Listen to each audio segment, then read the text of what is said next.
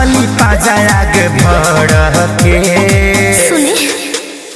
तो होला ना कमरिया में से पलट पिया झाड़ी के सुरा के अच्छा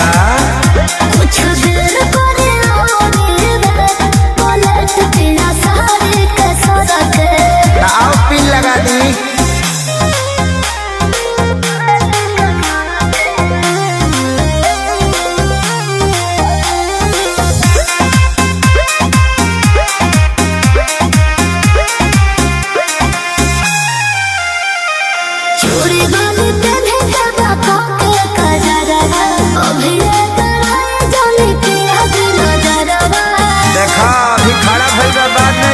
खड़ा ना होई अरे भीतरी से उठता सुनानी गो तोहर देख के जवानी ऐसे ही मन नहीं मानी गो हे नया हमारानी सुना हटी होना तमुड करेलु खराब मना करके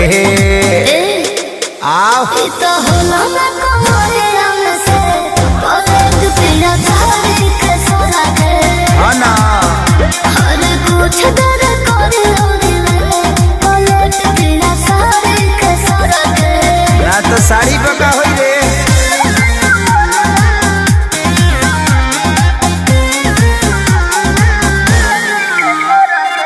म्यूजिक बाय आर्या शर्मा दिनों रात देखे तो पेट नहीं भरना कैसन बात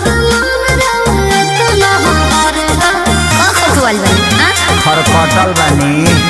अरे तोहर पतिल गइले हारी गोदी के यारे आखे सारी एतना चोन्हालू काहे प्यारी गो बंद करे दके बारी ना ना तो काहे हमरा से भागता रु डर के